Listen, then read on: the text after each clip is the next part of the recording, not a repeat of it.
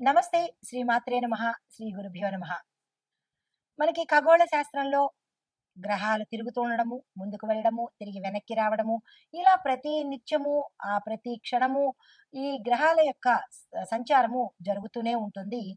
ఆ క్రమంలోనే మనకి ఇప్పుడు మే నెలలో 14వ తారీఖున రాత్రి 10:36 నుంచి అక్టోబరు 18 సాయంత్రం 7:36 వరకు అనగా May, June, July, August, September, October అనగా 6 నెలల పాటు గురువు తన వక్ర స్థితిలో మిథున రాశిలో సంచారం చేస్తున్నాడనమాట.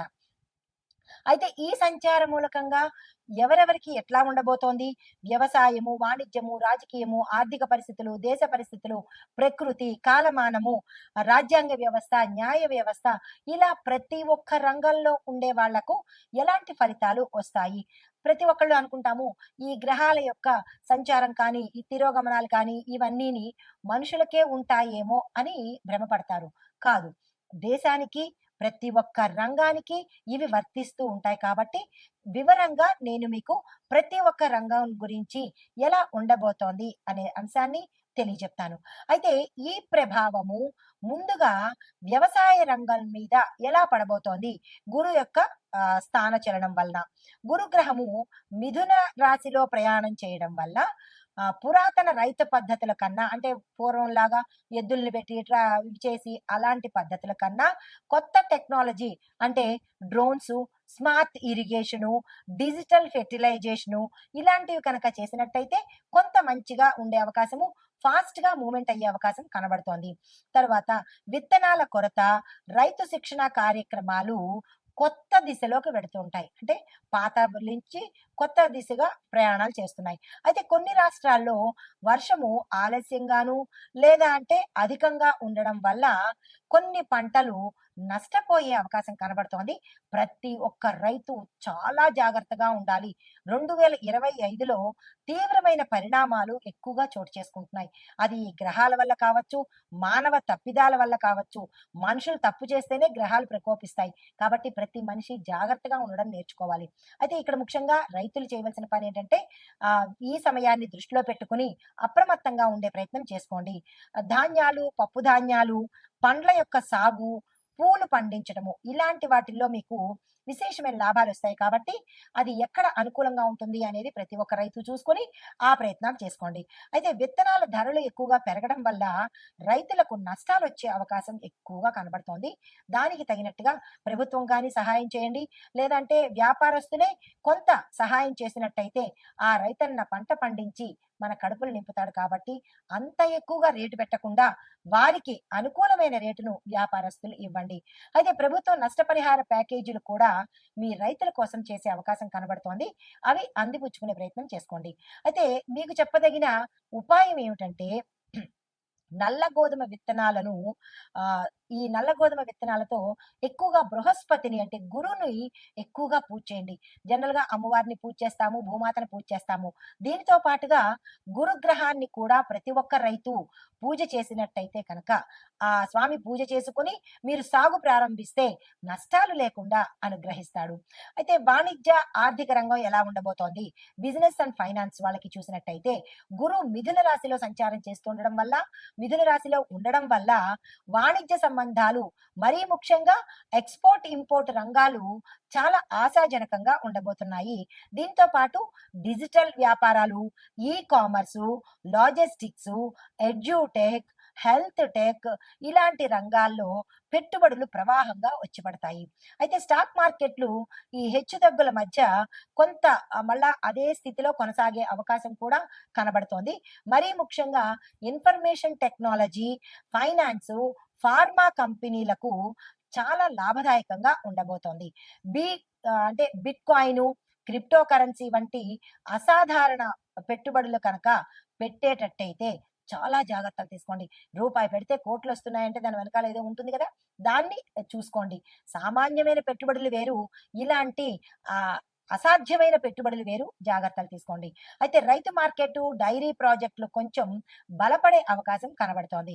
అయితే ఉపాయం ఏంటంటే ప్రతి గురువారము అంటే ఈ వ్యాపారస్తులు గాని, రైతులు గాని ప్రతి గురువారము పసుపును, గోధుమలను దానంగా ఇచ్చుకునే ప్రయత్నం చేసుకోండి. ఇది వ్యక్తిగతం కదా, దేశం కాదు కాబట్టి మీరు మీ ప్రయత్నాలు తప్పనిసరిగా చేసుకోండి. అయితే రాజకీయ పరిణామాలు ఎలా ఉన్నాయంటే పాలిటిక్స్ వైపు పక్షపాత రాజకీయం ఎక్కువగా వృద్ధిలోకి వచ్చేస్తుంది. దీంతో పాటు ప్రజల్లో విచారణ స్వభావము, నాయకత్వ నిరీక్షణ ఎక్కువగా చేస్తూ ఉంటారు ప్రజలు.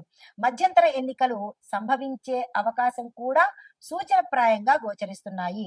కొన్ని రాష్ట్రాల్లో గవర్నర్ పరిపాలన కూడా వచ్చేటట్టుగా కనబడుతోంది.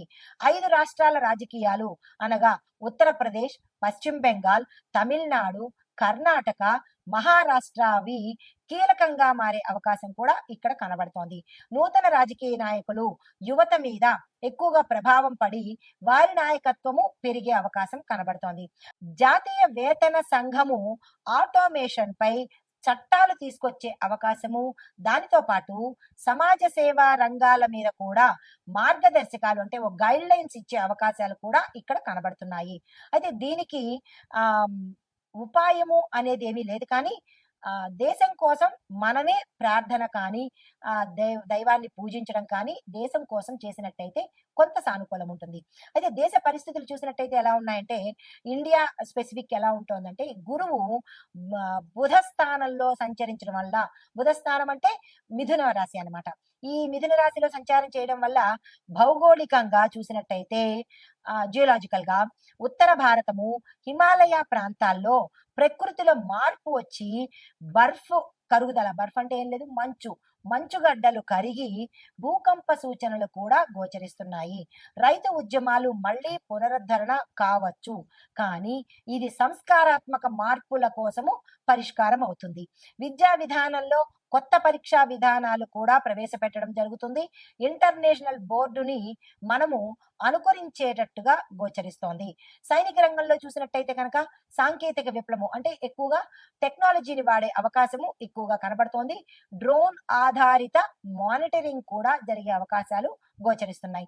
అయితే రక్షణ విభాగాన్ని కనుక చూసినట్టయితే పెద్ద బడ్జెట్ పెట్టుబడులు లభించే అవకాశం కూడా ఇక్కడ కనబడుతోంది. అయితే కాలమాన పరిస్థితులు ఇందాకటి నుంచి అవి చూసాము.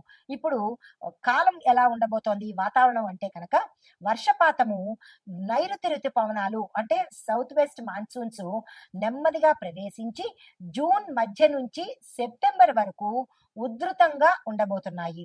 అయితే గుళిక స్థితిలో ఉన్న గురువు కొన్ని ప్రాంతాల్లో మితంగా కానీ మరికొన్ని ప్రాంతాల్లో మోస్తరు నుంచి అధిక మోస్తరుగా వర్షాలు పడే అవకాశము ఎక్కువగా కనబడుతోంది.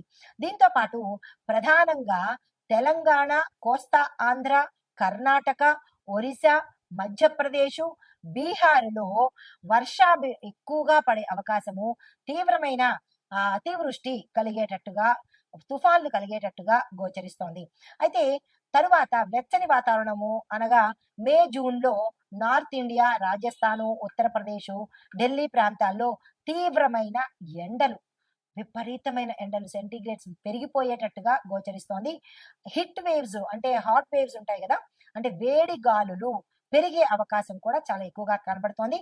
అక్కడి ప్రజలు జాగ్రత్తలు తీసుకోండి. తరువాత తుఫాన్ల దగ్గరికి వచ్చేటప్పటికి బంగాళాఖాత ప్రభావము మే, జూన్ అండ్ అక్టోబర్, మే జూన్లలోను మరలా అక్టోబర్లో మధ్య బంగాళాఖాతంలో తుఫాన్లు ఏర్పడే అవకాశము చాలా ఎక్కువగా కనపడుతోంది. ఇవి కూడా చాలా తీవ్రంగా ఉండబోతున్నాయి. తర్వాత కనుమరుగయ్యే కొన్ని తుఫాన్లు అలా వచ్చి అలా వెళ్ళిపోతుంటాయి. దానివల్ల పెద్ద ఇబ్బందులు కనబడవు. కొన్ని మార్గాలు దాటుకుంటూ తీరాన్ని దాటేస్తాయి కాబట్టి ఇబ్బంది పడాల్సిన పని లేదు. తర్వాత మంచు తుఫానులు, మంచు కరగడాలు ఇలాంటివి జరిగి విపరీతమైన సమస్యలు సృష్టించే అవకాశము ఎక్కువగా కనబడుతోంది. అది నార్త్ ఇండియా సైడు, హిమాలయాల సైడు ఇవి ఎక్కువగా గోచరిస్తున్నాయి. అక్కడి ప్రాంతం ప్రజలు జాగ్రత్తలు తీసుకోండి. తర్వాత ప్రకృతి విపత్తులు ఏంటంటే కనుక ఆగస్టు, సెప్టెంబర్ సమయంలో పలు రాష్ట్రాల్లో వర్షాలు ఎక్కువగా పడి వరదల్లో ఎక్కువగా వచ్చేటట్టుగా కనబడుతోంది. లోతట్టు ప్రాంత ప్రజలు ఇప్పటి నుంచే జాగ్రత్తలు తీసుకోండి. కనీసం 3, 4 రాష్ట్రాల్లో విస్తృతంగా భారీ వర్షాలు, అతి భారీ వర్షాలు, నీటి ముంపు, నదులు పొంగి పొర్లిపోయే అవకాశాలు కూడా గోచరిస్తున్నాయి. ముందస్తు చర్యలు తప్పనిసరిగా తీసుకోండి. దీంతో పాటు కొన్ని చోట్ల రాళ్లు దొర్లిపడి రహదారులు మూసుకుపోయే అవకాశం కూడా ఇక్కడ కనబడుతోంది. జాగ్రత్తలు తప్పనిసరిగా తీసుకోండి. తదుపరి రాశి ధనస్సు రాశి. ఈ ధనస్సు రాశిలో గురు సంచారం వల్ల విద్యార్థులకు విజ్ఞానపరంగా చాలా సక్సెస్ సాధిస్తారు. ఆధ్యాత్మిక విషయాల మీద కూడా వీరికి ఆసక్తి పెరుగుతుంది. మెంటల్ ఫోకస్ వీళ్ళు చాలా ఎక్కువగా చేసుకోవాలి. నిరాశ పడకండి. తర్వాత ఉద్యోగస్తులు కనుక చూసినట్టయితే ప్రభుత్వ రంగాల్లో ఉన్న వారికి ఇది ప్రోత్సాహకరమైన కాలము. ఖాతాల నిర్వహణ మీద బాధ్యతలు పెరిగే అవకాశం కూడా ఇక్కడ కనబడుతోంది. వ్యాపారస్తులకు చూసుకున్నట్టయితే ట్రాన్స్పోర్ట్, రిటైల్ వ్యాపారస్తులకు ఇది చక్కని లాభదాయకమైన సమయము.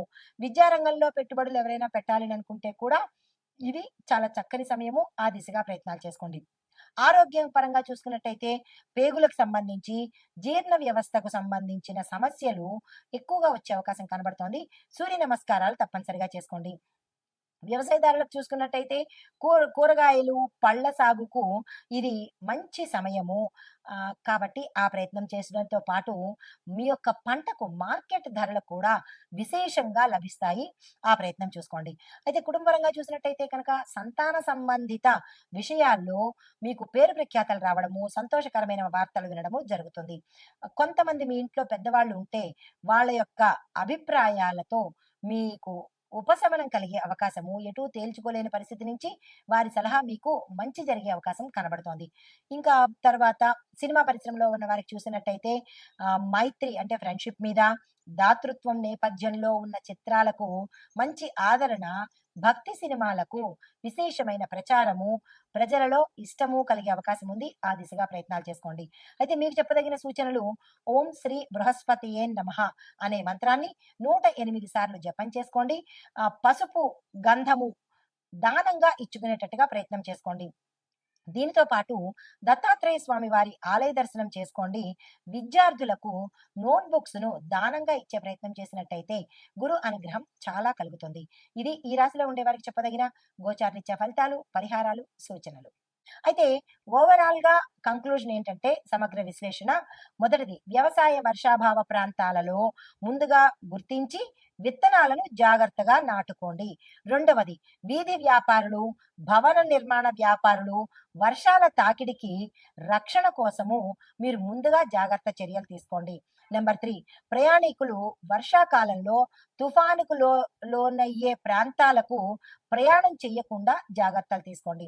నాలుగోది, ప్రభుత్వము NDRF అంటే నేషనల్ డిజాస్టర్ రెస్పాన్స్ ఫోర్స్ వీళ్ళు ప్రమాద నిర్వహణ శాఖలకు విధి నిర్వహణలు అప్పజెప్పి వాటిని జాగ్రత్తగా అప్రమత్తంగా ఉండి ప్రజలకు న్యాయం చేసేటట్టుగా ప్రవర్తించేటట్టుగా మీరు ఏర్పాట్లు ప్రభుత్వం తీసుకోండి. తర్వాత పల్లె ప్రాంత ప్రజలు రోడ్లు ఇలాంటి మట్టి నేల మీద ప్రయాణం చేసే వాళ్ళు జాగ్రత్తలు తీసుకుని ఆ ప్రాంత నాయకులు ప్రజలకి రక్షణ ఏర్పాట్లు తీసుకున్నట్టయితే కనుక ఈ డిజాస్టర్స్ నుంచి, ఈ విపత్తుల నుంచి కొంత మనకి జాగ్రత్తలు తీసుకుని ప్రాణ నష్టం లేకుండా మనల్ని మనం కాపాడుకున్న వాళ్ళం అవుతాము. నమస్తే.